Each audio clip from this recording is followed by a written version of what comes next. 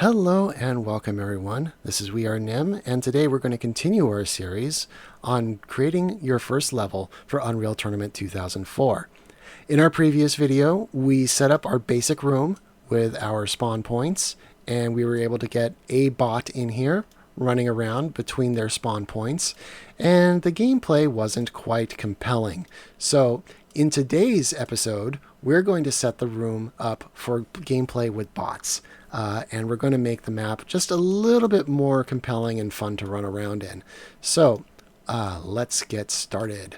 The first thing we're going to do is in our top view, we're going to create some additional spaces for our bots to spawn in and run into. So we're going to go back to our cube preview brush. We're going to right click and we're going to set the width to 512 and the breadth to 512. And we'll keep the height at 256. So now we've got this cube. We're going to right click or left click on it, sorry, and we're going to control left click and drag it over here so that we can create a little alcove space. And in our side view, we're going to drag this down so this is called coplanar when it is on the same plane as another surface. We're going to make it coplanar with the floor. And also I'm going to close this and turn on real-time previews for our windows. And in our texture browser, you'll remember that we had all of our textures loaded for the humanoid. Where is it? I'm sorry, it's off screen. For our humanoid architecture. So I'm going to select the concrete texture. And then I'm going to subtract. And when I do this, you'll notice that this entire wall has gone fully bright. The reason for that is whenever you build lights, you're generating light maps for surfaces. And those surfaces are based on vertex information in those on that surface that defines where that light map texture is applied. When you change a surface, you are redistributing the vertex information in that surface, and it invalidates the light map texture that's being applied. I think I'm describing that correctly. So the lighting information for this is gone, and we'll need to rebuild lights to get a new light map for this surface. Now that we've carved out our little space, I'm going to select the floor and go into our floors and select our concrete tile. And then I am going to leave this concrete surface as is because we're going to do some fun BSP editing. I'm going to move this aside and I'm going to click on our brush preview and I'm going to move it somewhere out of the way. And then I'm going to click on the brush that was created for our new room. And in the side view, what I want to do is give this a sloped roof. So I want to take this edge of the roof and I want to raise it up so that it is close to touching the roof of the larger room. And so to do that, I'm going to click on the Vertex editing tool, which is right next to the camera. So when I click on this, I'll be able to go into this view and you can see that the widget icon for my mouse cursor has changed to these three little squares to indicate that I am now in Vertex editing mode. And I can click on these little squares, and this is going to show up in all three of our views as white little squares to show that they have been selected. Now in the side view, I clicked on one little square, but it will actually select every square or vertex that's underneath it. And you can see that in the front view and the top view that I've selected those two vertices just by clicking on the one in the side view.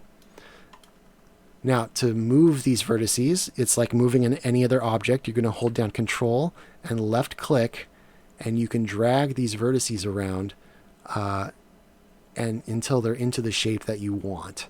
And I'm just going to make them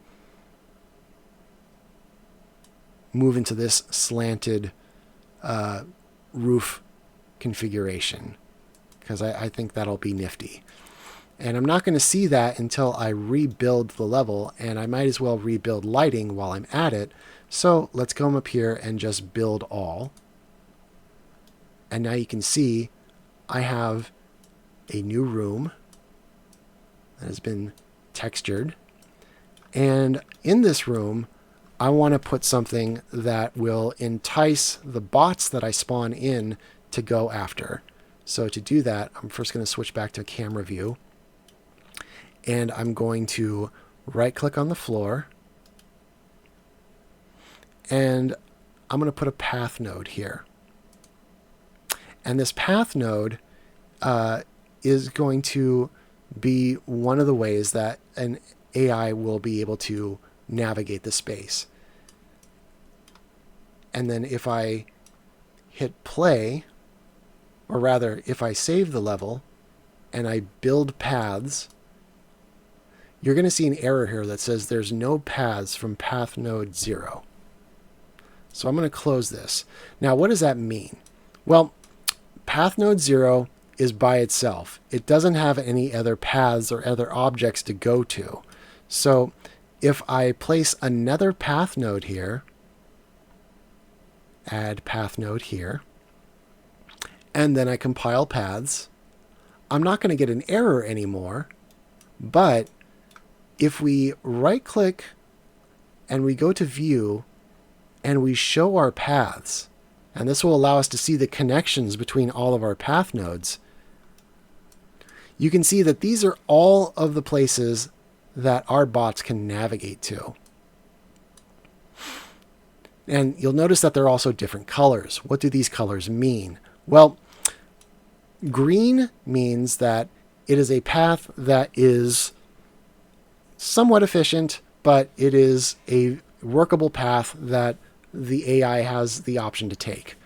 A white path is the most efficient and desirable path because there's a lot of space around it to move.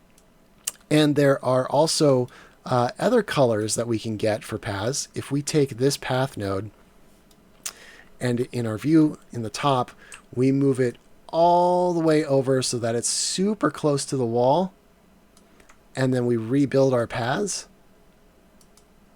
Well, I'll move it even closer. Let's move it really close to the wall and then rebuild our paths. No? Okay.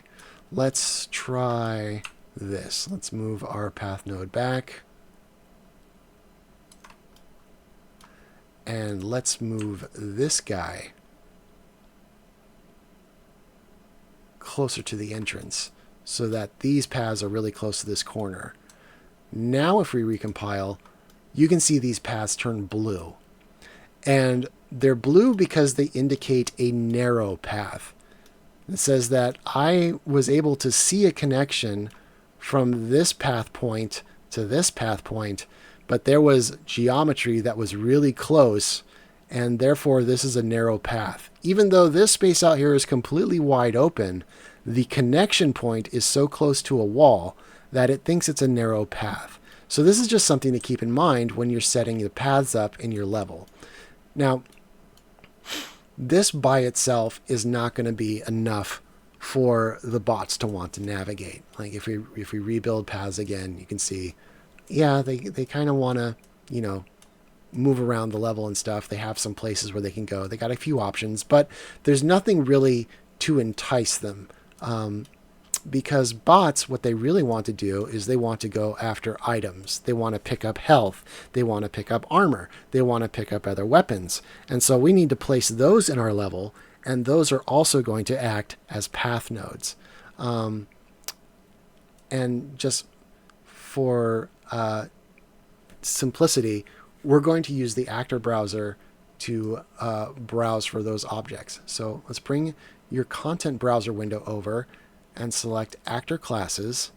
And let's start by adding a weapon. So we're going to go to X, pick up base, and we're going to click on X weapon base. We can expand this, but we don't necessarily want new weapon base. We're just going to go with the standard weapon base. And while this is selected, we're going to right click in our perspective view, and we're going to select Add Weapon Base here. Now it's important to note that anything that you have selected in your actor classes, or even in static meshes, or any of the other objects that you have up here in your asset browser, whenever you right click into the level, it's going to be the first item listed in your list of placeable actors. So just keep that in mind. So we've got our weapon placed into our map. We're going to right click on it, and we're going to go to weapon properties, because we want to be able to choose which weapon is going to spawn at this pickup base.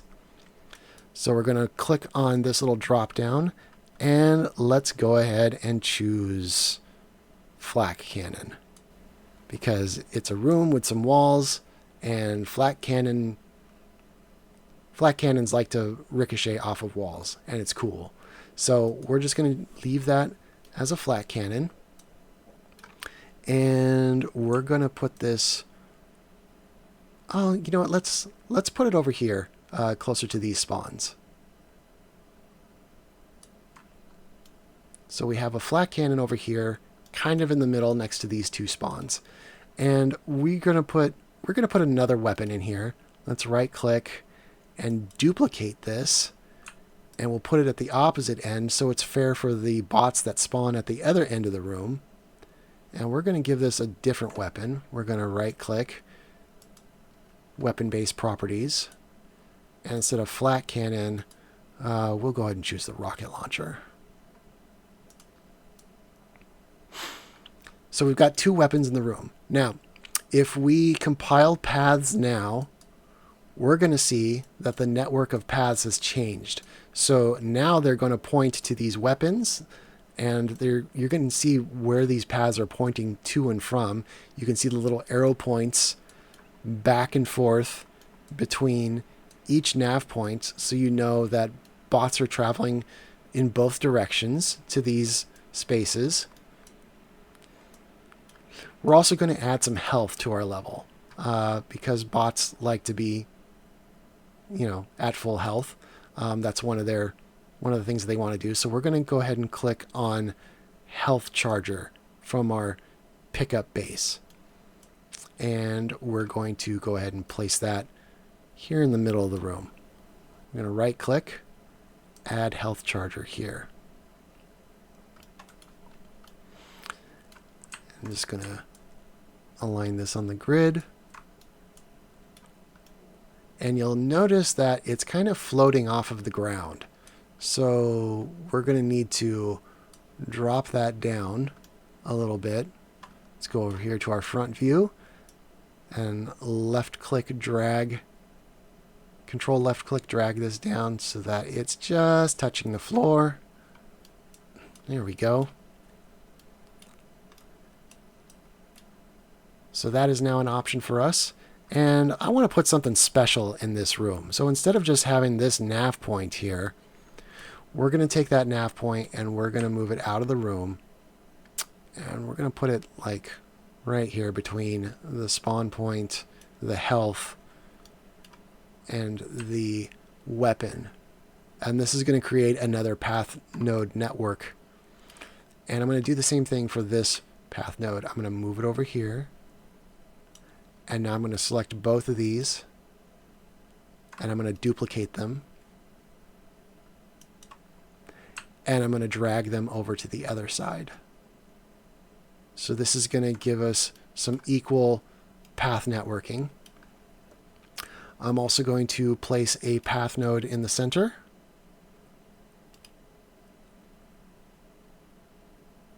Add path node here. And one in the center here as well. Add path node here. And then in the room that we have just created, we're going to put a shield generator. So let's get the shield charger here. Let's right click, add shield charger here. And again, this is floating off the ground, so we'll need to drag this down to where it's just touching. And I'll want to center this just a little bit. There we go. And now that we've put all these objects in, let's go ahead and rebuild our paths again. And you can see now we have a much more robust network of pathing options for all of our bots to take. So I think this is looking pretty good. This is a good starting point. So we're going to go ahead and we're just going to compile all just to be safe. And we're going to save our level. And now we're going to exit the editor and go into Unreal Tournament so that we can play with some bots. Let's go to Instant Action, Deathmatch. Make sure the tutorial level is selected. Let's go to Game Rules. Let's add another bot. So we got 2 bots in here. And also let's move their skill up to Experienced. And the reason we're doing that is novice bots won't want to run around nearly as much as a higher skilled bot will. The higher the skill, the more adept they are at moving around and finding objects and engaging in combat. So we're going to leave it at experience, and we're going to hit play, and we're going to click fire to start. And you can see they immediately just start shooting at each other.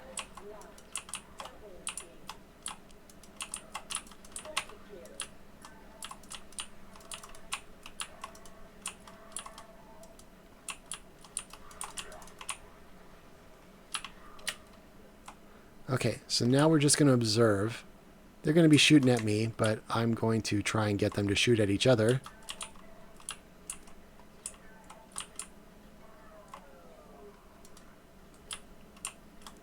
There they go. So notice how they're going from point to point, picking up weapons, and when they don't need to necessarily pick up anything, they will just shoot at each other. And they'll go after the nearest thing they see, and they'll also shoot at the first target that they find.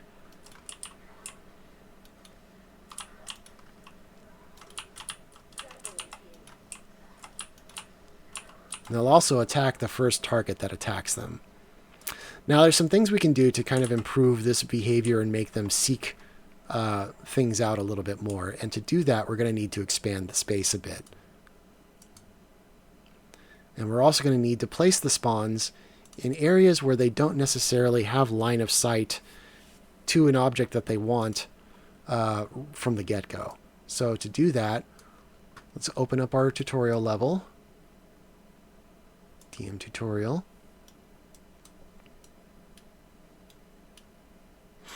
And we're going to go ahead and just place some basic walls in here to obscure some of these objects and also change the pathing a little bit. And we're also going to need to relight the space when we do this.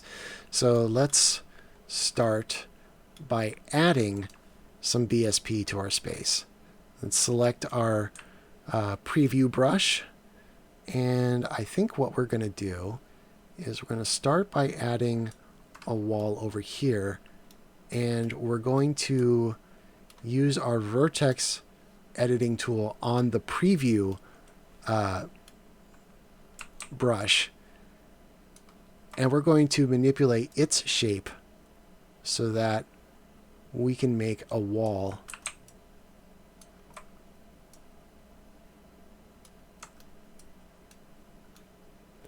that blocks the view of the weapon from the spawn points.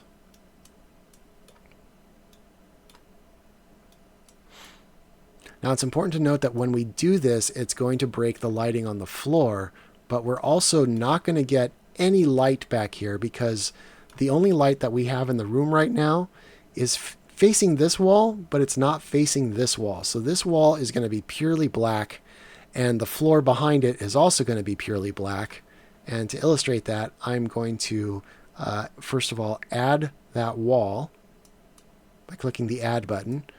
And once again, we don't have any textures selected because we just opened the level. So we're going to need to go back into our textures and go to humanoid architecture. And we're going to select all of our faces.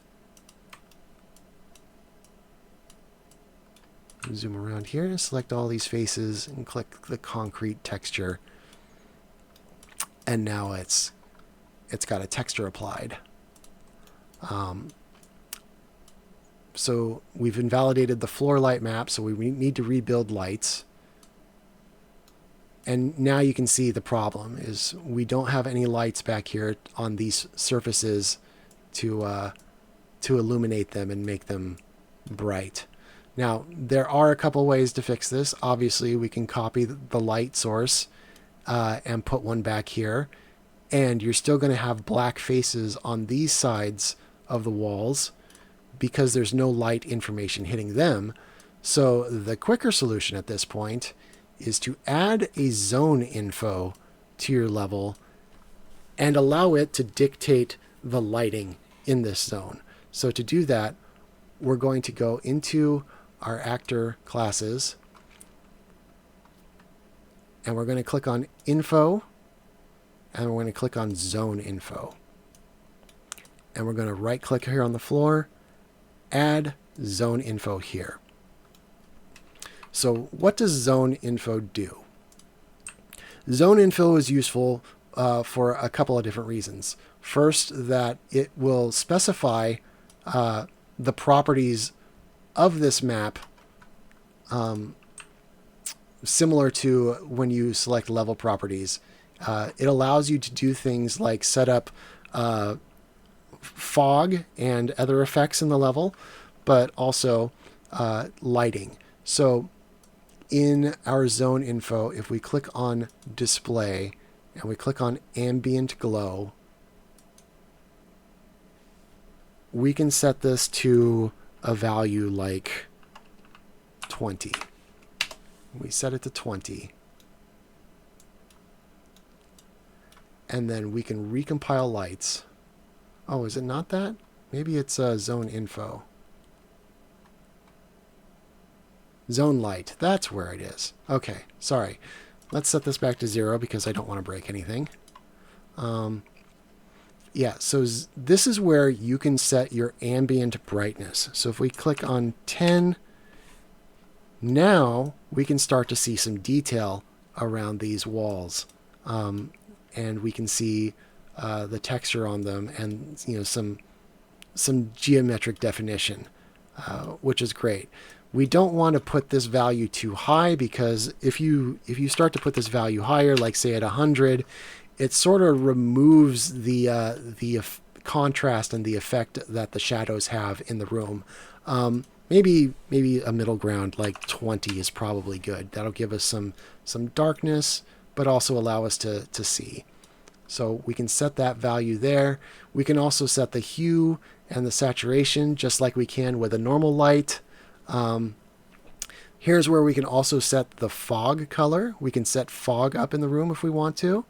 The distance fog end minimum is where the minimum distance for the maximum amount of fog is going to show up in the camera. So if we set this to something like 1000, we're not going to see anything because the fog start is set at 3000. So if we set this to something like 100, and then we go back out, we're still not seeing anything. Why aren't we seeing anything? Well, part of that could be that we are not enabling distance fog. So we can set this to true. And now you can see we've got some fog in the room.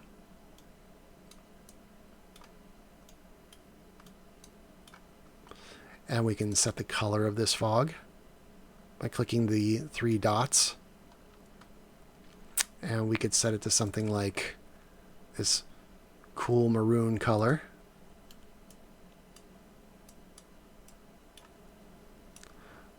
Or we could just have it be gray or black.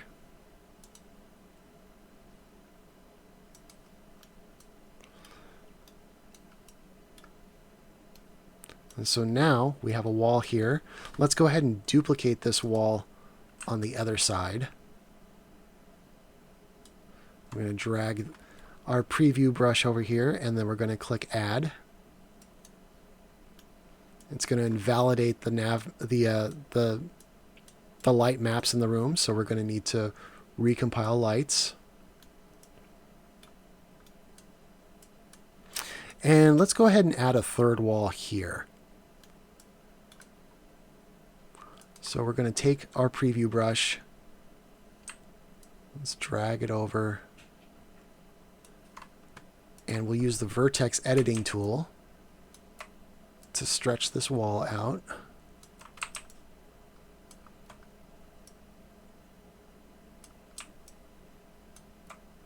And shrink it back this way. And I'm going to turn on real-time preview so that we can see what we're doing. And now that our preview brush is there, let's go ahead and add that wall. And now that all these things have been placed, let's go ahead and recompile, and let's right-click and view our paths again.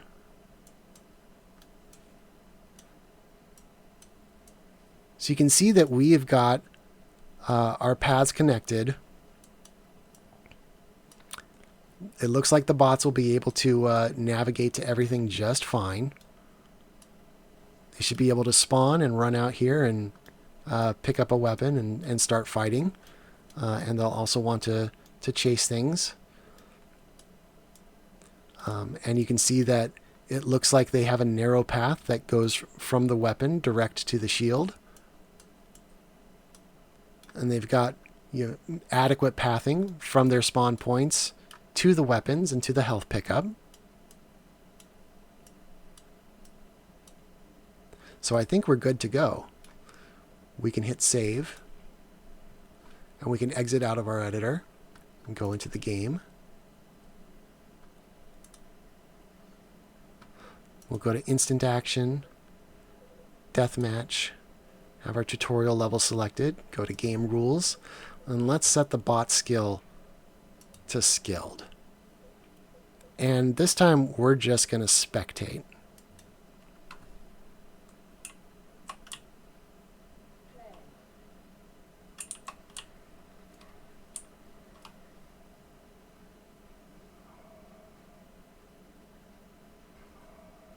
So now you can see when they don't have a target, the first thing they want to do is go after a weapon.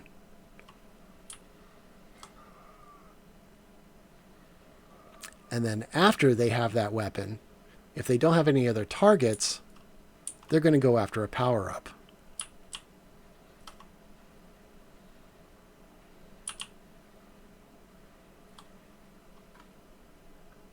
And if they're low on health, they're going to go chase health.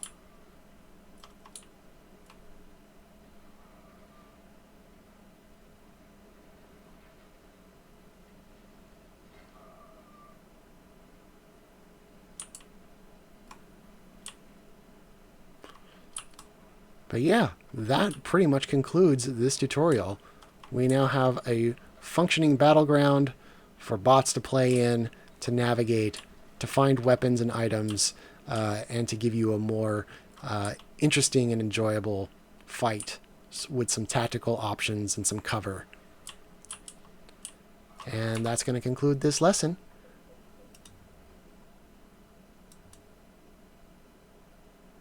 So in the next lesson, what we're going to do is we're going to start importing assets. And in particular, I will be showing you how to create a water texture and how to create the level screenshots that you'll be able to see in the Unreal Tournament interface for when you select your level. So look forward to that. I will see you in the next video.